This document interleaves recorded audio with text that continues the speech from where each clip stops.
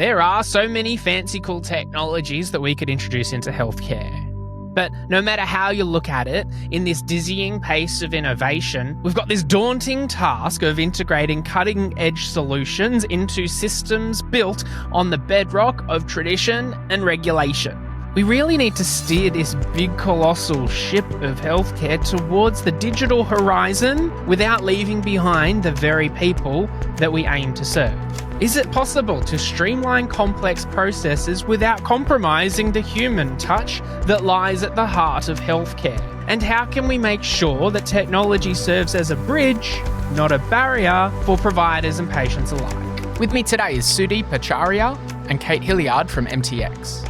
And in this episode, we talk about the challenges of successfully integrating new technologies with legacy software, the transformative power of AI and data analytics in revolutionising patient care, and the essential role that change management plays in the successful adoption of new systems. Collaboration starts with the conversation, Team HealthTech. Let's make it happen. Welcome to Talking HealthTech, featuring content and community about technology and healthcare.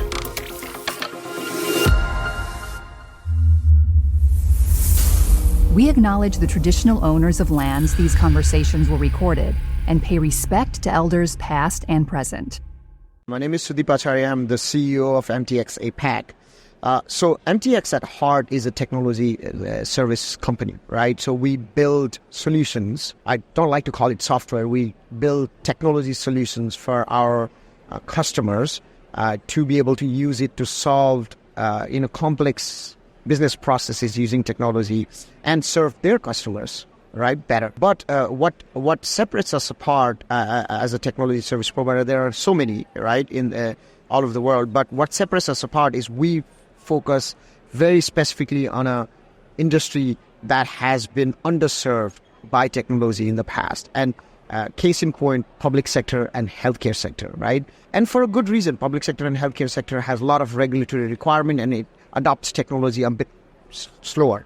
But we have been fortunate enough to have had the opportunity to build solutions that actually addresses the needs of healthcare service providers like hospitals, public health departments, and other public sector agencies as well. And I know today we're here to specifically talk about healthcare, but for us, how can we use advanced technology like modern cloud computing systems, AI, big data and data analytics to bring modern advanced technology in healthcare industry so that we are actually delivering patient-centric care. Yes. And that's what we at MTX do, and we're really, really passionate about. Amazing. And it's great to have that industry expertise and all these, useful emerging technologies have this opportunity to address issues in healthcare, but you've got to have that healthcare expertise and kind of feel it firsthand. So it's great to have you here as well. If you could introduce yourself, tell us who you are, a bit about your background and what you do now. Hi, I'm Cate Hilliard. I am the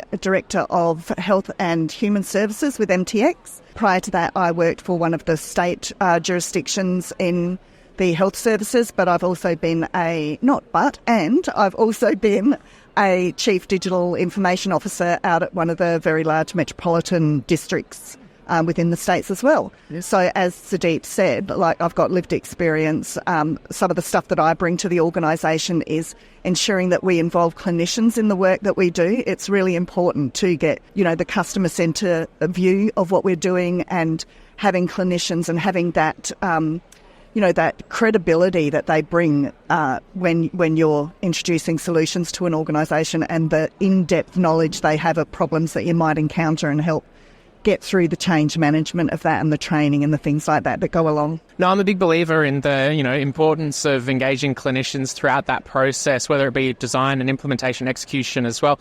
But I'd love to learn a little bit more from your side, firsthand. You've seen it too. I would only imagine that from a larger health systems point of view, it may seem much more efficient or effective to kind of roll something out from above and be like, well, this is what you're going to use. And I guess in other industries, I think about, hey, if you want to get paid, you use this HR system and here's the manual and away you go. Or here's, this is how it's going to work. But, you're talking about it's really important to engage the clinicians throughout that process. Tell me a little bit more about what that looks like, or maybe there's an example or why that's important. Yeah, absolutely. I think we've all experienced systems where it's been thrown upon the business and not with the business, in consultation with the business. So the sorts of things I experienced with one of the very large projects I ran was that we could pivot and change. Like if things weren't working, we listened to what the consumers were saying as well, like walked up and down in clinics and things like that and said what's working, what's not working for you, and then made those changes that make the customer experience a lot better. The clinicians as well, having the experience they have of workflows and where information is going once, it comes from you, it's going somewhere else, and the importance of getting things right and making them as simple as they possibly can be. And Sudeep, I imagine it would be much, in implementing, say, a larger technology build or execution for, say, a hospital system, you go through a lot of planning and you kind of design it out and you roll it out. It'd be lovely if you could kind of wipe the hands and go, great, you're kind of live. But I can only think that in an environment like that where, you get so much rich insights from seeing it, on day one on the ground, I imagine being able to kind of work with these hospital systems on implementations and being a bit flexible and growing with them is going to be really important. Talk to me about that. Yeah, absolutely. Look, the most important thing is gone are the days where a bunch of really smart developers are sitting in a dark room and building system for 6 months, a year, and giving it to the business and exactly like you said, saying, here you go. And then the business has to deal with it. It has to run with it, right?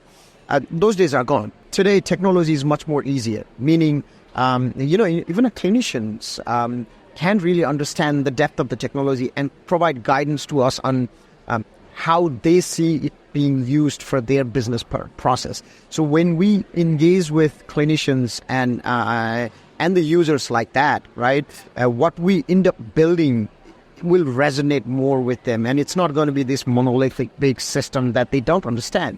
They will feel part of it. They will feel like they have contributed in building the system. So the most important value of that is then they are going to be champions of it, right? They are going to ensure that everybody else is using the system because they feel they have contributed to building the system, right? That is the value number one. The value number two is in the modern way of building softwares, again, going back to gone are the days of going into a dark room and building software for 6 months, is very iterative, right? So iterative software development, it has been there for more than a decade now, right? But most importantly, in healthcare context, the complexity of the healthcare industry is massive and big, and it's very easy for us to fall into the trap of that complexity and think that, oh my God, we have to think top down, we have to really be careful about all the bureaucracy. Yes, we have to. We have to be careful about bureaucracy, the business process, but most importantly, if we're not engaging the SMEs and the clinicians and the users, none of that matters, right? Because they are not excited about the system and using the system well enough. So engaging with them, and it's almost a bottom-up approach of collecting and understanding their point of view and understanding what are the problems, pain points that they have, and how can we build the systems around those pain points, right, goes a long way. And the iterative way of doing it, meaning we're continuing to collect feedback from them, right, and adding features every 3 weeks, every 3 months. And that adds tremendous value into the way software systems are being built, right? And I think it's high time for us to really champion that approach of building software in healthcare industry as well. It has been happening especially in tech industry for a really long time. And that's why the tech industry moves faster and a lot more innovation comes in. Why can't we do the same thing here in healthcare industry? And I think that's the fundamental change that we would love to continue to bring into the table. I'd like to add to that, if I may. Yeah. So I am a previous customer of MTX, loved the company so much, wanted to go and work for them. My experience in exactly what Sudeep said was I had a managed service that was looked after by MTX. And within that managed service, there were development hours that we could use. And I managed them very closely and got very good value for money. But we had those small iterations that you can continually do and adapt and change. And they make all the difference to consumers and to clinicians that they've been listened to, that they're changed. They're simple things. And you go, why can't we do this? All of those annoying things that people go, oh my God, that should be so easy to get right. And you go, actually, it was. I had a great experience. Like I said, I managed it really closely. We had excellent amount of improvements go through. Yeah. But and I would imagine too, I guess since you've seen it from both sides of the fence now too, being able to communicate some of the, like from the clinical side, you mentioned that there's examples of, why can't it just be like that? Yeah. If you're coming from the technology point of view, it's like, well, it makes sense on a flowchart. I'm simplifying things here. Or like, it makes sense from a technology point of view. Why would you just do it a different way? But, I guess in healthcare, you need that flex. You need to really kind of champion those workflows that can be unique in different healthcare settings. Yeah, even getting, like you make every attempt to get the right people involved in designing and building the workflows and things like that. And when you get on the ground, the practicalities are sometimes it just doesn't work. And you go, we have to pivot, we have to change, and we have to do it really quickly because it's painful for people, and, get back and make those simple changes and get it right. And I'm always fascinated too in implementations and this change management piece, particularly if you're like either implementing a new piece of technology or switching something out for something new, like an old process into a new. And it might be overwhelming from a healthcare systems perspective of like, how are we going to get all these clinicians to buy into the process? I'm fascinated by these examples where you kind of identify, because you touched on this before, you find those champions within the settings that people kind of look up to within the setting. It's like you kind of use them as the temperature check on like, are we doing okay? Let's check with this particular clinician. If they're happy, then, everyone follows suit. Have you seen those examples in your healthcare settings where it might be a very big healthcare setting, but if then there's one kind of key, not a decision maker, but an influencer, they can really make or break an implementation? Always get the loudest person on your team. So one of the experiences I had was I did some sandbox testing for a prototype and had a clinician in there that was really loud and had lots of opinions, and I'm like, you're going to come and work with me. Because sometimes you can try and avoid. You can be like, don't worry, there's a lot of other ones, but if they're the loudest one. Oh, well, people that have lots of opinions, people that can give you that first-hand insight to how it's working and how it's not working, then you're going to have a better experience. And getting them on side and them advocating for you is gold. Yeah. And I imagine too, like Sudeep, you've probably seen as well, but it's, there's the loud ones that you want to kind of get involved, but often there's the ones that feel like they can't make an impact, but they've been in the system for a long time, or that they're the really kind of, so I guess understanding who you're working with, having that deep understanding in the relationship with partners is going to be really critical. Oh, absolutely. And I go back to this important aspect of technology enablement and implementation, this idea of trust. Right. I mean, we talk about trust a lot. Like, how can we ensure that we build technology solution that is trusted by the users and the customers as well, the customers, right? We're guilty of when we're having conversation about trust only from cybersecurity and data security and residency perspective. Yes, all of those are very, very important, and we gotta take care of that area of the business. But you know what else builds trust? That engagement, that enablement of not every single, it's humanly impossible, but engaging with the most impactful and most vocal and most knowledgeable user base while we are building the solution. What it does is it creates trust, because they will obviously, first of all, they will champion it, and we will be listening to a lot of them while we are building the system. So that means when the system goes to them, they already have an expectation of how the system is going to work and function because they have contributed to. And that immediately creates trust, right, from the user perspective as well. And we, unfortunately, from change management, why change management is important is to actually build that trust, right? Like additional trust value proposition, right? And that is there. And thinking from customers' perspective as well, it is very hard as citizens for us to give our personal health information in a system. Right. By nature, we are, we're not going to want to trust it intuitively, right? Because obviously there are hacks happening and all of that. But if we are designing systems, right, so well that the outcome is meaningful for the customers and the users, then that also builds trust. Yes. Right. So if I'm actually, going into a hospital setting and if I have to fill out all those forms, when I go to check in at the reception and then have to go to a specialist and fill out the same forms again, it doesn't instill trust. But when those information are translated, I know it's system doing it, right?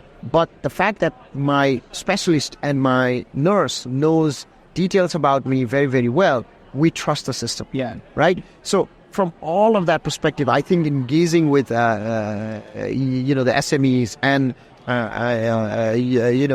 smart people like Cate adds a lot of value while we are actually building and designing system. And I fundamentally believe in it. And that's why at MTX we continue to invest in subject matter SME from the industry into our organization, be it healthcare or be it other areas. But most importantly, healthcare, because it's such a unique and highly regulated industry, yet also so important for us because at the end of the day, health. Yeah. Right. It's and that's why I think bringing the SMEs into our organization and engaging with them and then extended SMEs while we're building system is such a crucial part of our ways of doing things. As you're saying that too, I can only imagine that then shapes a lot of the culture and how you do things within, the organization for MTX in terms of how you make decisions involving the clinical insights, the SMEs to be able to make some of those decisions. Cate, I'm interested from your side. We've talked a lot about, or Sudeep's rightfully, talked about you're not going to get the buy-in from the end users if they're the patients or the clinicians unless there's something in it for them, I guess. It's it's an interesting dynamic of who's serving who. You don't want a system where it feels like the technology is constantly pushing someone through and you have to do this in order to get to this point. How do you when you're engaging with clinicians, either from your previous experience and working within the settings or now also working as, from the vendor side, and because we've talked about how important it is engaging those vendors, sometimes it can feel like when you've got a system thrust upon you that this is just what you have to do, and you've talked a little bit about ensuring they're engaged in that, but is there ways to kind of shift things so that then it actually genuinely feels like, there's going to be a learning, curve for us, but it's going to be beneficial for you from a clinician's point rather than just convincing them, hey, do us a favor and implement things. How do you get that buy-in from the clinicians to be able to really implement these things? Change management is so important in any new system. And for me, I always say that successful technology is about three components: people, process, and the tech. They've all got to work interchangeably, smoothly. It's not one at the sacrifice of another. It's always those three elements. And so if you get the people, the process, and the technology right, it's a fine blend between the three of them. Yeah, I think having those three plates spinning at the same time, it can be a difficult challenge, but one that, you need them all there to be able to really execute well. Thinking then, looking forward, we've got a lot of people here at Australian Healthcare Week talking about what we can look forward to in the future. There's a lot of dynamic stuff happening in technology, a lot of problems to solve in healthcare. What can we look forward to seeing from MTX? Where are your priorities at over the next 6, 12, 24? It'd be great to hear from both of you about what next. I'll just start with some of the trends that we're seeing in terms of, we've done a whole heap of analysis with all the state budgets, the state hospitals, the public hospitals in terms of what they're looking for. There's interoperability, there's AI, predictive analytics, clinicians having the right information at the right time to make, good decisions about their practices, etc. So, there's all these things. And at the heart of it, people keep on talking about preventative health, but what we seem to be doing is managing sick people, and we really have to do more about preventative health, so, wearables and all that sort of stuff. I will hand to you, Sudeep. A couple of important trend and where we are investing a lot of our energy is obviously, AI is the future, right? And when I look at AI in healthcare setting, we all know how much hard work and long hours that our healthcare professionals spend a lot of time and long hours shifting through information, learning about patients, and they generally do it because they want the positive outcome for us, clients or patients at the time. How can we create efficiency in their work, right? So that they are doing quality work, not quantitative work, right? They're not doing a lot of work, but doing quality work, right? And that comes with, interoperability of data that brings all the information about a patient in one place, so that it's not about episode, it's about patient, right? A patient-centric care. That is, that is number one that we are really keen on solving with platforms like Salesforce, where we can build a holistic view of a patient or a citizen or a client in one platform that allows us to see history of their health, activities and issues they may have had, and decisions being made based on all that history, so that we don't have to go to a doctor with all of our information in our folder, right? They should have that already handy with them. So that's the area that we're trying to innovate. But to actually add to it, how then we produce that information? Because somebody's longitudinal view of record could be years long, like mine is 40 years long, right? How do we make sure that we can summarize that information so that a doctor who is seeing patient after patient has a good summarized view? And that's where AI can really play a critical role on how that information is presented in front of the doctor, so that they don't have to click around and they don't have to shift through files. Even digital files could be hard, right? So that's where we will continue to try to innovate. And lastly, in Australian context and New Zealand context, what we really want to focus on is remote healthcare. How can we actually bring care to remote Australia more effectively and using technology as such? So those are the three key areas that I want to continue to focus on obviously with our aging population, services around aged care and differently abled care services, right? Like that's where also we will continue to focus. But the innovation can be universal. It's just in a different healthcare setting, right? Yeah. So we're going to focus on AI, customer 360 view, translate into patient 360 view, and then how do we actually showcase that longitudinal view of a patient in front of a doctor or a nurse, so that they are saving time and spending in quality health outcome versus tasks. No, look, I mean, no mean feat for sure. We're focusing on the big issues in healthcare, but like you rightfully say, the leaning into the strengths of each kind of the different vehicles. Technology is great at pattern recognition and finding information, allow the clinicians to really do the qualitative work in helping patients receive better care for the reasons that you pointed out, in hopefully focusing less on sick care and more on the healthcare side of things. So we'll make sure the details for MTX are in the show notes of this episode for people to check out and see your listing on the website and the other content we've done as well. Guys, I really appreciate you making time to have a chat. Thank you. Thank you. Really appreciate it. Thank you. We hope you enjoyed this episode of Talking HealthTech. Make sure you like and subscribe and share this episode with someone who might find it valuable. For more information and resources about healthcare innovation, visit talkinghealthtech.com.